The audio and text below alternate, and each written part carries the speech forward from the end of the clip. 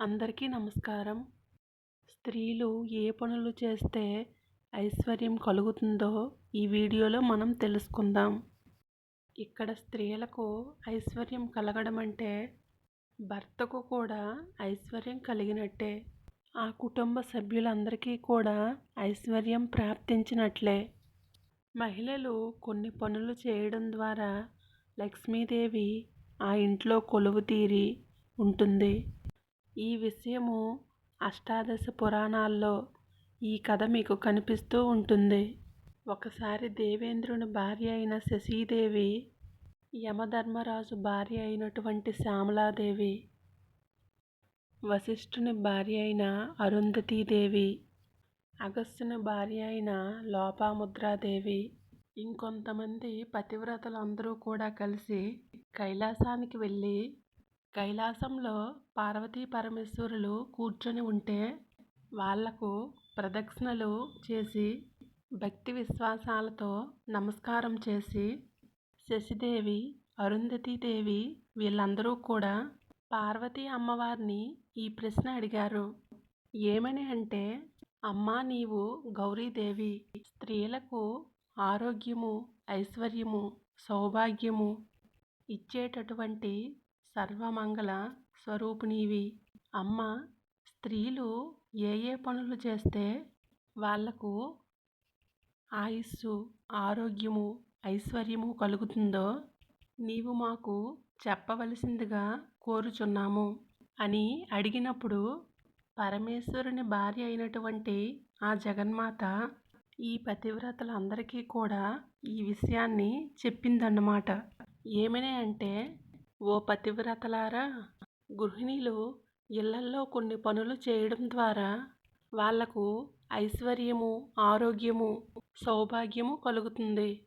ఏ ఏ పనులు చేయాలంటే, మొట్టమొదటిగా స్త్రీలు ప్రతినిత్యం పాదాలకు పసుపు రాసుకోవాలి. పసుపు అనేది మంగళ ద్రవ్యం. ఇది మహాశక్తివంతమైనటువంటి వస్తువు. ఈ పసుపు అనేది స్త్రీలకు మాత్రమే మన పూర్వీకులు అందించినటువంటి భాగ్యమండి. పసుపుని మగవాడు రాసుకోవడానికి కుదురుతుందా? పసుపుకి మగవానికి వైరి అన్నమాట. పెళ్లి సమయంలో మాత్రమే చక్కగా మగవాడికి పసుపు పూస్తారు. అంతేకాని మరెప్పుడూ కూడా మగవాడు పసుపు ధరించడు. కానీ స్త్రీలు మాత్రం ప్రతినిత్యం పసుపు రాసుకోవాలి అని చెప్పి అమ్మవారు ఈ పతివ్రతలందరికీ చెప్పింది. పాదాలకు పసుపు ఎలా రాసుకోవాలి అంటే, చక్కగా కింద ఏదైనా ఒక సంచి కానీ ఒక వస్త్రం కానీ వేసి ఆ పాదాలకు పసుపుని, పొడి పసుపును కాదు, తడి పసుపు, చక్కగా మీరు చేతిలో ఇలా పసుపు పూసేసుకొని పాదాలకు పూసుకుంటే అది ప్రయోజనం లేదు. ఒక గిన్నె పెట్టుకోండి. ఆ గిన్నెలో పసుపు వేసుకొని చక్కగా నీళ్లు పోసుకొని ఆ పాదాలకు చక్కగా గ్యాప్ లేకుండా, అంటే సందులు లేకుండా ఈ పసుపు అనేది పూసుకోవాలన్నమాట. ఈ పసుపు పూసుకునేటప్పుడు అరికాళ్లకు పసుపుని ఎటువంటి పరిస్థితుల్లోనూ పూసుకోకూడదు. మనం తొక్కుతాం కదా ఈ భూమిని, ఆ కింద వైపు మాత్రం పసుపుని పూసుకోకూడదు. ముఖ్యంగా పాదాలకు ప్రతినిత్యం పసుపు రాసుకోవాలి అని చెప్పి అమ్మవారు సాక్షాత్ చెప్పి ఉన్నారు. ప్రతినిత్యం పసుపు మేము రాసుకోలేము అంటే కనీసము మంగళవారము, శుక్రవారమైనా చక్కగా పాదాలకు స్త్రీలు పసుపు రాసుకోవడం శుభప్రదం. పూర్వకాలంలో ఒళ్ళంతా కూడా పసుపు పూసుకొని స్నానం చేసేటటువంటి వాళ్ళు, ముఖానికి కూడా పసుపు పూసుకునేటటువంటి వాళ్ళు. ఎందుకంటే పసుపు అనేది యాంటీబయాటిక్. చూడండి, ఎవరి ముఖానికైతే ఎప్పుడూ పసుపు పూసుకొని ఉంటారో వాళ్ళ ముఖం మీద మొటిమలు అనేవే రావు. అదేవిధంగా మంగు అంటే నల్ల మచ్చలు రావు. ఆ ముఖము చాలా కాంతివంతంగా ఉంటుంది. ముడతలు కూడా ఉండవు. మన పూర్వీకులు అంటే అమ్మమ్మలు, నానమ్మలు ఎప్పుడు ముఖానికి పసుపు రాసుకునేటటువంటి వాళ్ళు. అందుకే వాళ్ళకి చర్మ వ్యాధులు అనేదే రాలేదు. పూర్వం గడపలకు కూడా పసుపు పూసేవాళ్ళు.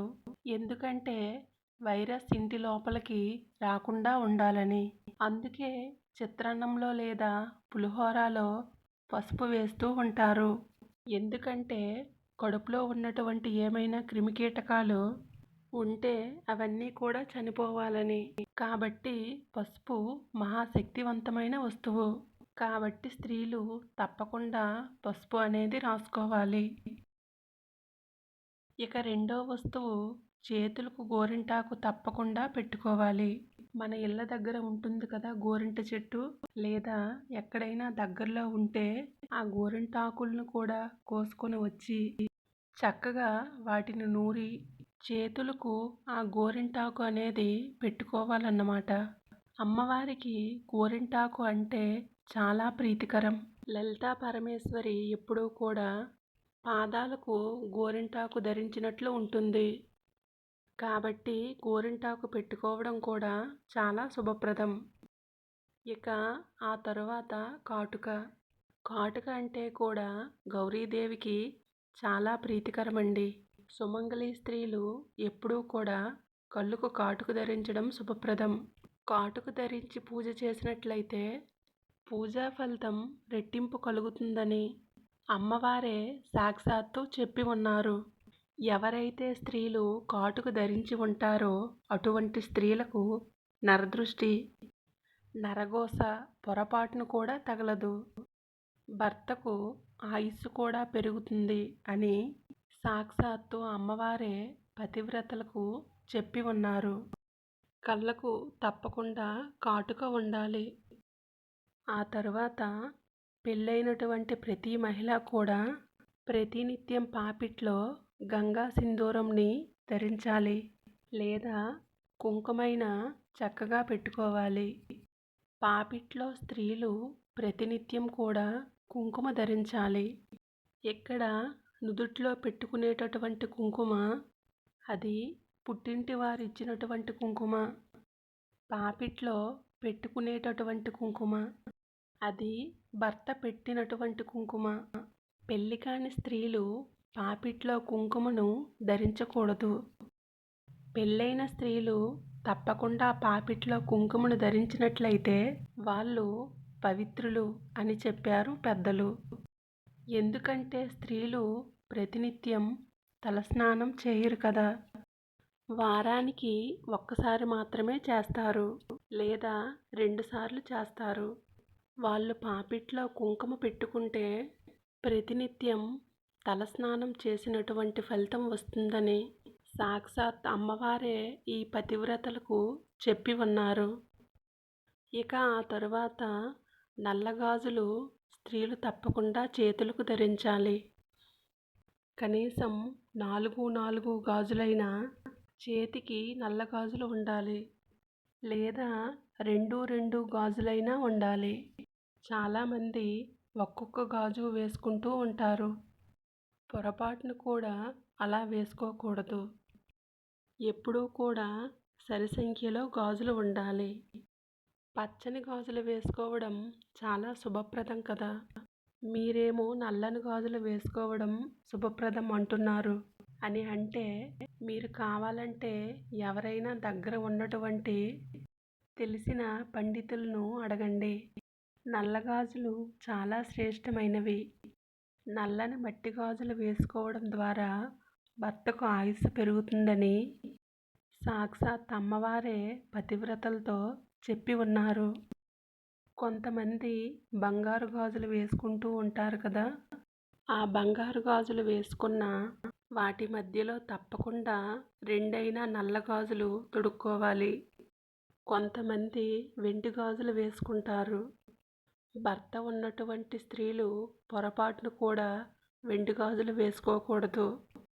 సుమంగళి స్త్రీలు అంటే ముత్తైదువులు వెండి గాజులు ధరించడం మంచిది కాదు.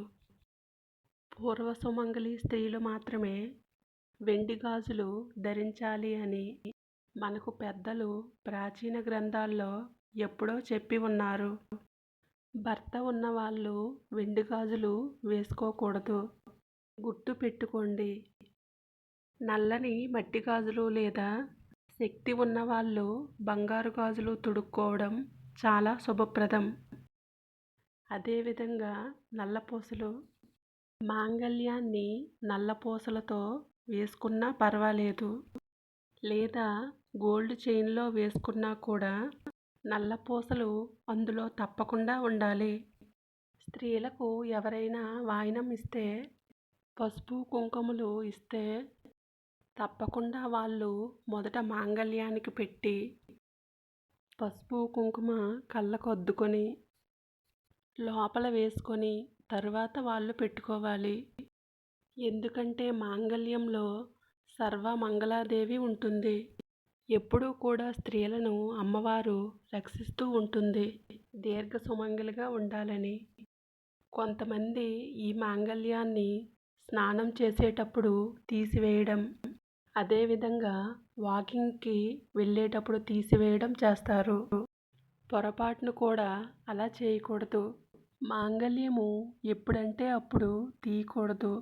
అదేవిధంగా కాలిమెట్టెలు కాలిమెట్టెలు అంటే కూడా అమ్మవారికి చాలా ఇష్టం.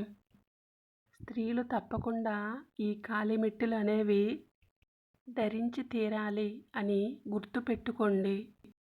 పసుపు కుంకుమ, మాంగళ్యము, చేతిగాజులు, తలలో ఒక పువ్వు, కాలిమెట్టెలు ఈ 5 వస్తువులు ఉంటే వాళ్ళను ముత్తైదువ అని పిలుస్తారు. అదేవిధంగా కాళ్ళకు పసుపు, చేతులకు గోరింటాకు, కళ్ళకు కాటుక ఇవన్నీ కూడా పెట్టుకున్నటువంటి స్త్రీ పరిపూర్ణమైనటువంటి అమ్మవారి స్వరూపము. అటువంటి స్త్రీలు ఎక్కడైనా కనిపిస్తే పాదాలకి నమస్కారం చేయాలని చెప్పి మన ప్రాచీన గ్రంథాల్లో చెప్పి ఉన్నారు. పాదాలకు నమస్కారం చేయకపోయినా దూరం నుండి అయినా వాళ్ళకి నమస్కారం చేయాలి. వాళ్ళు సాక్షాత్ లలితా పరమేశ్వరి అవతారము. అటువంటి స్త్రీలలో ఎప్పుడూ కూడా అమ్మవారు కొలువై ఉంటారంట. కొంతమంది ఎగతాళిగా మాట్లాడుతుంటారు. ఈ కాలంలో పసుపు కుంకుమ, గోరింటాకు, కాటుక ఇవన్నీ పెట్టుకోవాలా అని. ఇప్పుడంతా కూడా ట్రెడిషన్ కదా, జీన్స్ ప్యాంట్ వేసుకొని వెంట్రుకలు వదిలేసి అలా బైక్లో వెళ్ళడమే ఫ్యాషన్ కదా. అంటే అటువంటి వాళ్ళు మీరు అలాగే చేసుకోండి. ఎవరైతే ఈ సనాతన ధర్మాన్ని గౌరవిస్తూ ఉంటారో, మాకు లక్ష్మీ అనుగ్రహం కావాలని కోరుకుంటూ ఉన్నారో, అమ్మవారు ఎప్పుడూ కూడా మా కుటుంబాన్ని చల్లగా రక్షించాలి అని కోరుకుంటున్నారో వాళ్ళు మాత్రమే వీటిని పాటించండి.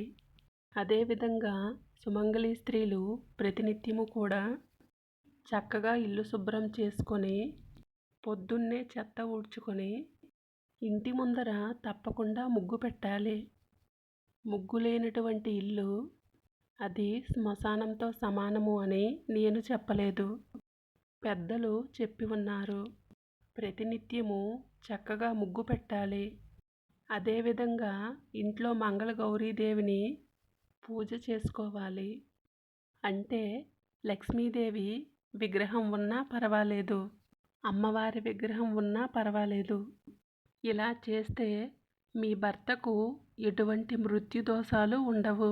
అనారోగ్య సమస్యలు ఉన్నా కూడా అమ్మవారు తప్పకుండా రక్షించి మిమ్మల్ని దీర్ఘ సుమంగళిగా దీవిస్తుంది.